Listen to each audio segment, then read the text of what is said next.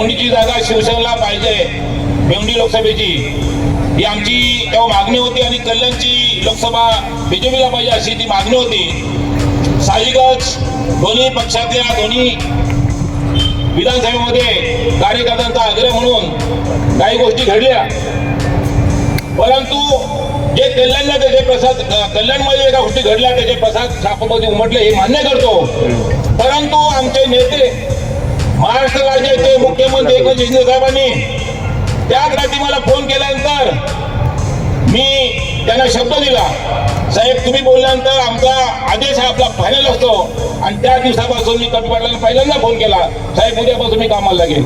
आणि साहेबांना सांगितलं मी, साहेब आपण जरी भाजपमधनं आपण उमेदवारी करत असाल, परंतु आम्ही हे घटक पक्ष आहेत यांना तुम्ही विसरू नका। आणि साहेबांनी मला शब्द दिला, यापुढे जेवढेची माझ्याकडनं किंतु म्हणतो होणार नाही, जेवढा भाजपाला मी माझा दुःख माफ देईल तेव्हा सर्व पक्षाने मला घेऊन मी काम करेन असं मी मला शब्द दिला।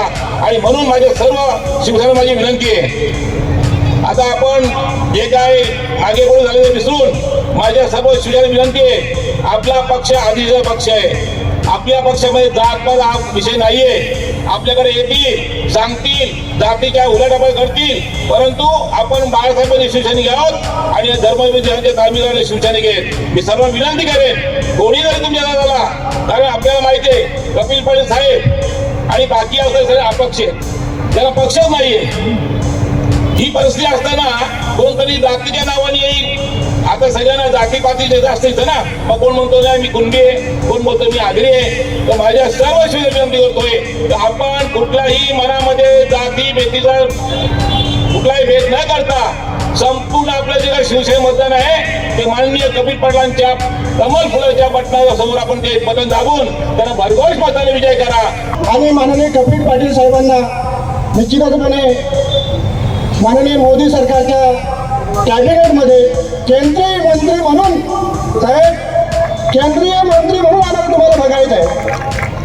त्याच्यामध्ये योगायोग असा आहे, 99ची निवडणूक झाली, शिवसेना भाजपच्या वेळेस मी तुमच्याबरोबर होतो, 19ची निवडणूक झाली, शिवसेना भाजपच्या बरोबर मी तुमच्याबरोबर होतो। आज योगायोग असा आहे, राष्ट्रवादी आणि भाजप युती झाली आणि आजही मी तुमच्याबरोबर आहे। तर नरेंद्र मोदी देशाचे पंतप्रधान तिसऱ्यांदा झालंच पाहिजे, याच्यामध्ये कुठल्याही भारतीयाच्या मनामध्ये कुठलीही शंका असता कामा नाही। तो आपल्या देशाला सुरक्षित ठेवणाऱ्या आणि देशाचं नाव जगामध्ये मोठं करणारं नेतृत्व असलेले नरेंद्र मोदी साहेब आहेत। आणि म्हणून आपण या ठिकाणी काम करत असताना या महाराष्ट्राचे मुख्यमंत्री सन्मान्य एकनाथजी शिंदे साहेब आपण पाहत आहे, महाराष्ट्रातल्या कितीतरी विकासांच्या कामाबाबतच्या ज्या योजना आहेत आणि जनहिताच्या योजना असतील, किती योजना म्हणजे ते सांगायला गेलं तर खूप वेळ योजना सांगण्यामध्ये जाईल। भाषणामध्ये म्हणाले की ठाण्याजवळ शहापूरला पाण्याची टंचाई आहे, खरोखर ह्या टंचाई होता। आता आज मी ग्राउंड रिपोर्टिंग केलेलं आहे, कमीत कमी 20 ते 22 गावामध्ये फिरलो सकाळी 10 वाजेपासून, कुठे ना कुठे बदलाव आलेला आहे की ही पाण्याची टंचाई मी 22 वर्षापासून बातम्या कव्हर करता आलो। काय सांगणार? निश्चितपणाने देशाचे प्रधानमंत्री आदरणीय नरेंद्र मोदीजी यांनी छोट्या छोट्या गोष्टींवर फोकस केला 2014 पासून, मग ते शौचालय असेल, आमच्या महिला भगिनींचा सन्मान करण्याचं काम त्याच्या माध्यमातून केलं, गोरगरिबांना घरं देण्याचं काम असेल त्याच्यामधून गोरगरीब माणसाचा सन्मान केला, आणि सगळ्यात महत्त्वाचा मुद्दा मोदीजींनी हातात काय घेतला तर हर घर जल हर घर नळ, जल जीवन मिशनच्या अंतर्गत प्रत्येक घराद्वारे नळाने पाणी गेलं पाहिजे आणि आमच्या भगिनींचा सन्मान वाढला पाहिजे, हा हेतू मनामध्ये ठेवून देशातल्या प्रत्येक गावामध्ये ही योजना राबवण्यासाठी मोदीजींनी राज्यांना पैसे दिले। या योजनेच्या माध्यमातून केंद्र सरकारचे 50% पैसे, राज्य सरकारचे 50% पैसे, या योजनेतून ही आपली शहापूरची योजना मंजूर झालेली आहे। आणि शहापूरच्या पाण्याची योजना ही निश्चितपणाने देवेंद्रजी जेव्हा मुख्यमंत्री होते तेव्हा त्यांनी, मी जसं सांगितलं, त्यांनी पाया घातला आणि कळत चढवण्याचं काम सन्मान्य एकनाथ शिंदे साहेबांनी केलं आणि आज याचं काम सुरू झालेलं आहे. येणाऱ्या काळामध्ये ही योजना कार्यान्वित होईल आणि 105 गावांचा पाण्याचा प्रश्न निश्चितपणाने सुटेल.